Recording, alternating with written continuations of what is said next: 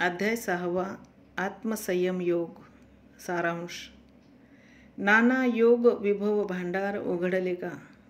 ज्ञानेश्वरी.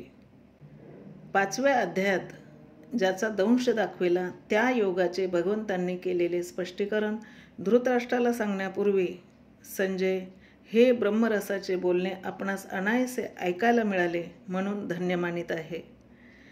हा 6वा अध्याय गीतार्थाचे सार व योग विभव भांडार आहे असे वर्णन करून त्याचे प्रतिपादन अमृतही ज्याच्या पुढे फिके पडेल अशा रसभरीत अक्षरांनी करेल व त्यामुळे श्रोत्यांच्या इंद्रियांना अपूर्व मेजवानी प्राप्त होईल व रसज्ञ श्रोत्यांना तर हातात चिंतामणी असल्याचा आनंद होईल अशी श्री ज्ञानेश्वर महाराजांनी ग्वाही दिली आहे. मात्र या मेजवानीचा भोग येथील व स्वर्गलोकातील सुखांना तुच्छ लेखणाऱ्या निष्काम पुरुषांनाच घडेल. गीतेतील इंद्रिये, मन व बुद्धी यांना अगोचर असणाऱ्या अरूप ब्रह्माचे मराठीत प्रतिपादन करण्याचे सामर्थ्य ज्यांच्या कृपेमुळे आपणास प्राप्त झाले त्या श्री निवृत्तीनाथांचे स्मरण करून भगवंतांनी अर्जुनाला जे सांगितले त्याचा अनुवाद करण्यास सुरुवात केली आहे. भगवान म्हणतात, एकाच गावाला जसे 2 निरनिराळ्या मार्गांनी जाता येते किंवा एकाच पुरुषाला 2 निरनिराळ्या नावांनी हाक मारतात, तसे निष्काम कर्मयोग व सांख्ययोग ही नावे जरी निरनिराळे असली तरी ते मार्ग एकाच ब्रह्मस्वरूपाची प्राप्ती करून देणारे आहेत. खरा निष्काम कर्मयोगी हा संन्यासीही आहे, कारण संकल्पांचा संपूर्ण संन्यास हाच संन्यास व तो त्याच्या ठिकाणी असतो. याप्रमाणे बुद्धी संन्यस्त नसेल तर संन्यासाची वस्त्रे घेऊन संन्यास होऊ शकणार नाही. ज्याला त्या उच्च स्थितीस प्राप्त व्हायचे असेल त्याने कर्माचरणापासूनच सुरुवात करून यमनियमादी अष्टांग योगाच्या पायऱ्यांनी गेले पाहिजे. मग शेवटी ब्रह्मैक्य झाल्यामुळे जेथे साध्य व साधन यातील भेद नाहीसा होतो अशी समाधी प्राप्त होते. अशा योगारूढ पुरुषांच्या पुढे विषयांची मातब्बरी नाहीशी होते. त्यांची इंद्रिये जरी व्यवहार करताना दिसली तरी ते अंतर्यामी क्रियाशून्यच असतात. ही स्थिती एकाने दुसऱ्याला देता येण्यासारखी नाही, ज्याची त्याने आपण मिळवायची आहे. मी अमुक आहे असे जीवाच्या ठिकाणी होणारे स्फुरण त्याने टाकले की त्याची सोडवणूक होते. असे न करता देहच मी आहे म्हणून जो चिटकून राहतो तो कोश कीटकाप्रमाणे नाश करून घेतो. मिथ्या देहाचा अभिमान संपूर्ण नाहीसा झाला म्हणजे परमात्मा काही कुठून बाहेरून यायचा नाही, तोच स्वतः परमात्मा आहे असे त्याला अनुभवाला येईल. त्या अद्वैत स्थितीत सुखदुःखादी द्वंद्वे त्याच्या पुढे येऊ शकत नाहीत. विश्वातील सर्व भिन्न भिन्न आकारांचे पदार्थ एकाच परब्रह्मरूपी सोन्याचे घडलेले आहेत अशी खोल दृष्टी त्याला आलेली असते. वरील लक्षणांचे वर्णन ऐकून आपल्या ठिकाणीही ती लक्षणे काय केले असता येतील असा उत्कट विचार अर्जुनाच्या ठिकाणी उत्पन्न झाला. म्हणून भगवान त्या मार्गाचे वर्णन करतात. त्याचा अनुवाद करण्यापूर्वी ज्ञानेश्वर महाराजांनी श्रीकृष्ण अर्जुन यांच्यातील प्रेमाचे अत्यंत हृदयंगम वर्णन केले आहे. या मार्गाने जाऊनच योगी महर्षी सिद्ध अवस्थेला पोचले. श्री महादेव तर अजून या मार्गावरील पांथिक आहेत. हा मार्ग आक्रमण करीत असताना रात्र दिवस तहान भूक यांची देखील आठवण राहत नाही. प्रवृत्तीतून या मार्गाचा आरंभ असून निवृत्तीत त्याचा शेवट आहे.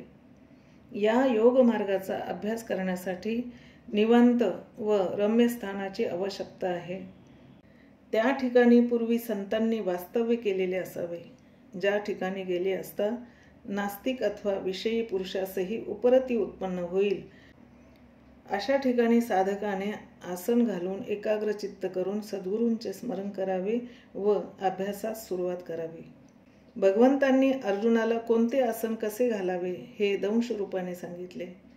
त्याचा विस्तार श्री ज्ञानेश्वर महाराजांनी श्री निवृत्तीनाथांसारखे श्रोते समोर बसले होते म्हणून स्वानुभवाच्या बैठकीवरून केलेला आहे.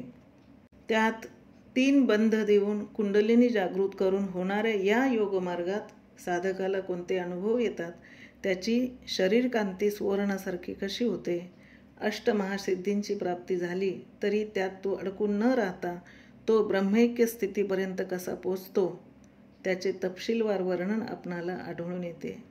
या मार्गाकरिता इंद्रिय निग्रह पाहिजे. इंद्रिय निग्रह म्हणजे विषय अजिबात सोडणे नसून त्याबद्दलची आसक्ती टाकून त्यांचे नियमन करणे. ज्याला हा इंद्रिय निग्रह साधला त्याचे मन ध्यानासाठी ताब्यात येते. निवांत स्थळी ठेवलेल्या दिव्याप्रमाणे स्थिर झालेले मन जेव्हा अंतर्मुख होते तेव्हा त्याला आपले मूळचे स्वरूपच दिसते व त्याचा मनपणा नाहीसा होऊन एक सुखरूप चैतन्यच उरते. ही स्थिती प्राप्त झाल्यावर प्रारब्ध योगी करून देहावर दुःखांचे डोंगर जरी कोसळले तरी त्याला त्याची दादही नसते.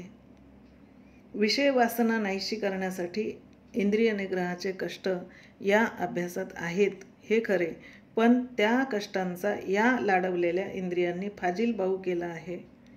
जे जीवाच्या खऱ्या हिताचे आहे ते या इंद्रियांना सदा दुःखकारकच वाटत असते. भगवान म्हणतात हे सोपे म्हणून सांगितले तरी एका दृष्टीने हे अवघडातले सोपे आहे. वास्तविक हे आपल्या पायांनी आपल्याच पाठीवर चालण्यासारखे अशक्य आहे. म्हणून तुला दुसरा उपाय सांगतो. तो म्हणजे मी सर्वांच्या ठिकाणी सारखा व्यापून राहिलो आहे. ही खूणगाठ बांधून सर्व ठिकाणी मलाच पहा. वस्त्रांमध्ये जसा एक तंतूच असतो अथवा भिन्न अलंकारांमध्ये एक सोनेच असते तसे भिन्न चराचर पदार्थात मला एकाला पहा. म्हणजे सुख दुःख समविषम वगैरे भेद येणार नाहीत. अशी ही साम्य स्थिती प्राप्त होते. यापेक्षा या त्रैलोक्यात दुसरा मोठा लाभ नाही.